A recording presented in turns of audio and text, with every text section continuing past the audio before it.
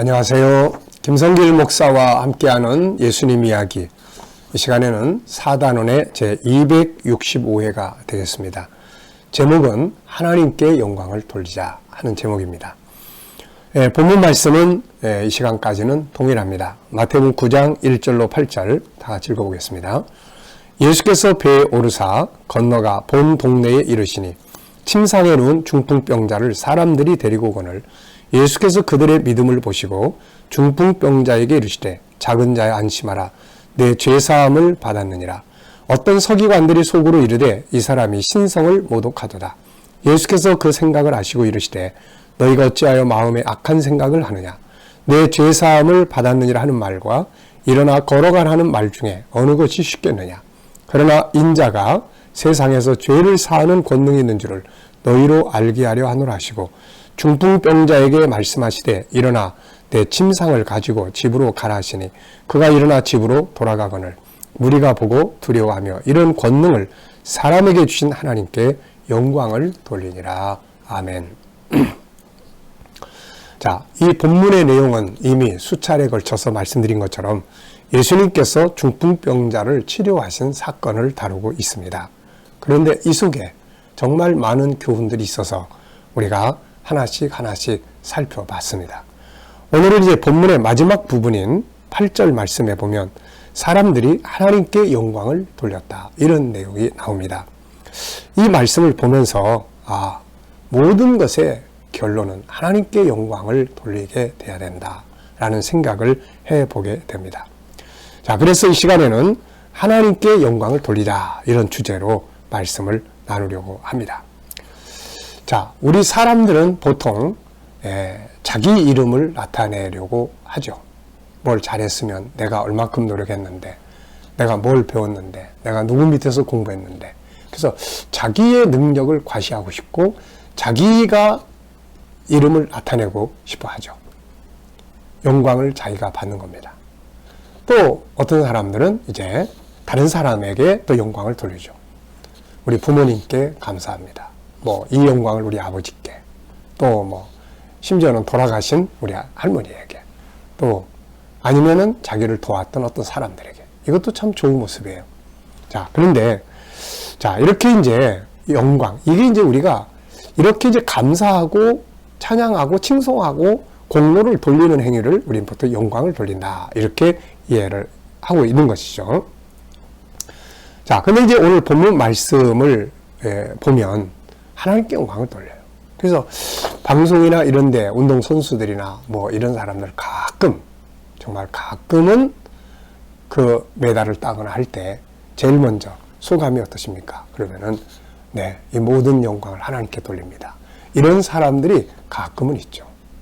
어떻게 보면 이것이 가장 정상적이고 가장 아름다운 일이 아닐 수 없습니다.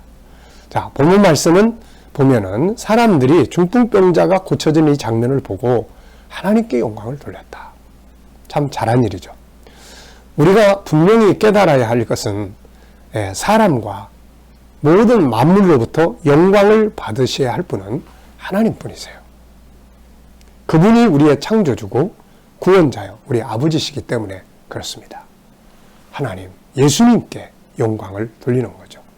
하나님, 예수님, 성령님, 삼위일체 하나님만 영광을 받으실 수 있는 분이십니다. 그래서 요한계시록 4장 11절을 보면은 하늘의 장면을 사도 요한이 봤죠. 그랬더니 24장로가 또 모든 만물이 하나님을 찬양하는 장면, 또 계시록 5장에 가면은 예수님을 찬양하는 장면이 나와요. 영광을 돌리는 장면이 나옵니다. 그랬더니 계시록 4장 11절에 이런 말씀이 나옵니다. 우리 주 하나님이여 영광과 존귀와 권능을 받으시는 것이 합당하오니 주께서 만물을 지으신지라 만물이 주의 뜻대로 있었고 또 지으심을 받았나이다 하더라. 하나님만이 영광을 받으실 수 있다는 말입니다. 왜냐하면 그분이 창조주시니까요. 자, 로마서 11장 36절에 보면 사도 바울은 이렇게 말합니다. 만물이 주에게서 나오고 주로 말미암고 주께로 돌아갑니다. 그에게 영광이 세세에 있을지어다. 모든 만물은 그분으로부터 나오는 거예요. 그분으로부터 나오고 그분으로 말미암아 살아 숨쉬게 되고 그분께로 돌아가게 돼요. 그러니까 영광을 받으실 분이 그분밖에 없는 겁니다. 창세기 11장을 보면은 창세기 11장을 보면 바벨탑 사건이 나옵니다. 이 바벨탑을 왜 만들기 시작했냐면 사람들이 자기들의 이름을 온 천하에 나타내기 위해서 위대한 건설자다 그러면서 자기들의 이름을 세상에 드러내기 위해서 이 탑을 쌓기 시작을 합니다. 인간이 영광을 받으려고 한 것이죠. 그랬더니 하나님께서 그들을 혼돈하게 하심으로 그걸 금하셨습니다. 인간은 영광을 받을 자가 아니라 영광을 돌려야 할 자고 영광을 받으실 분은 하나님 뿐이신 것이죠. 인간 스스로 영광을 받으려고 하는 것은 아주 어리석은 일입니다.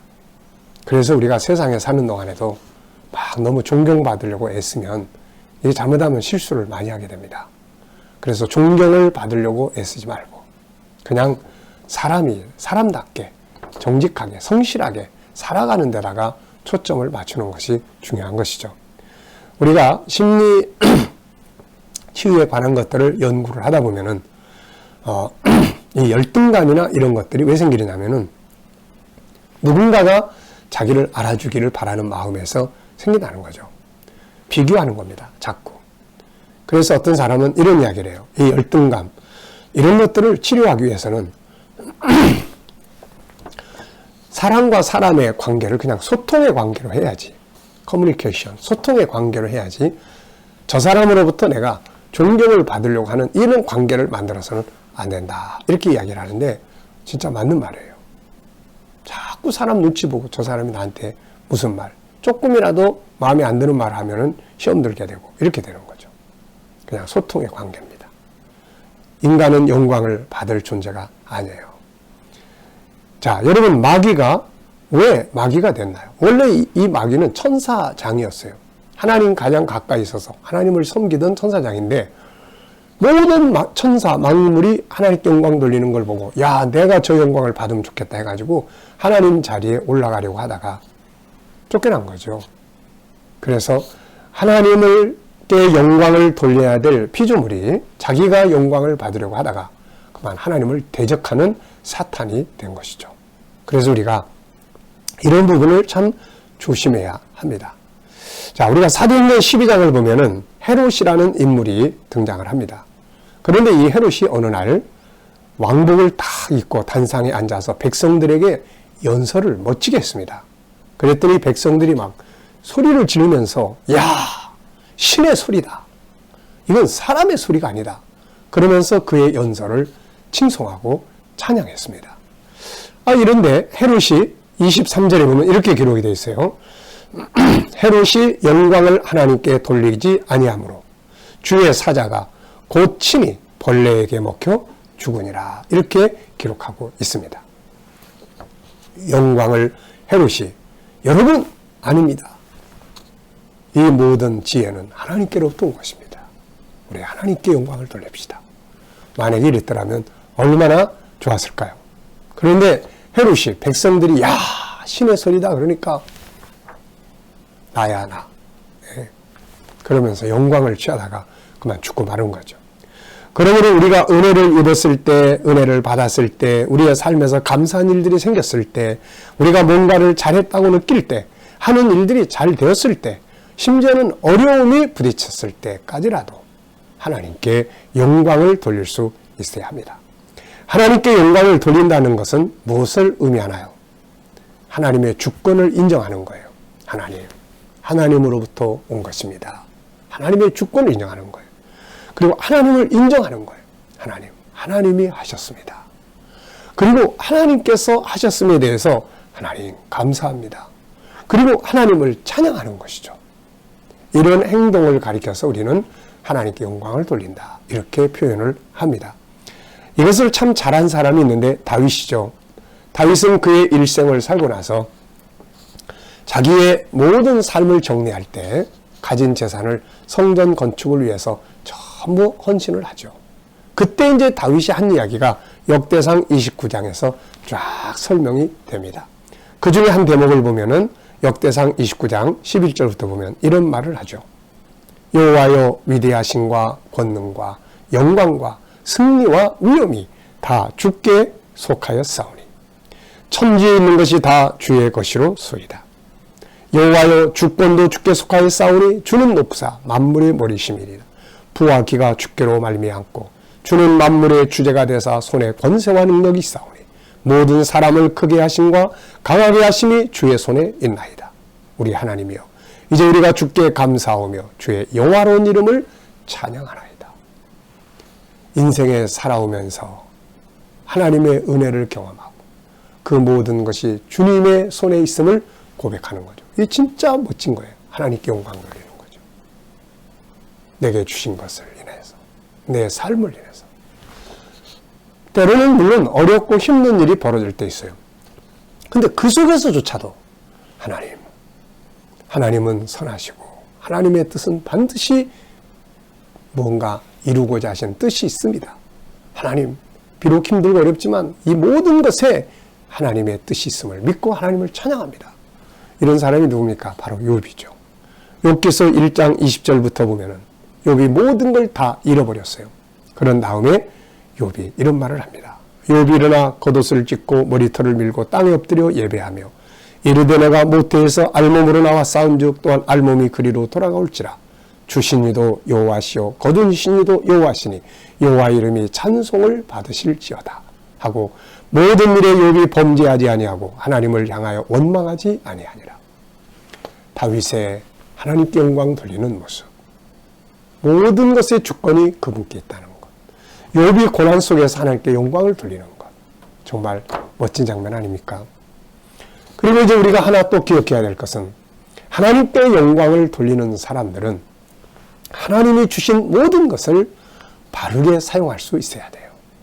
하나님께 감사와 찬송만 드릴 게 아니라 하나님이 기뻐하실 수 있도록 사용을 하고 살아야 한다는 말입니다.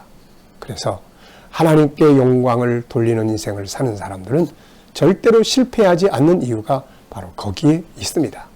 하나님께 영광을 돌린다는 것은 하나님을 기쁘시게 한다는 거예요. 그리고 하나님께 영광을 돌린다는 것은 하나님의 주권을 의식하고 사는 거예요.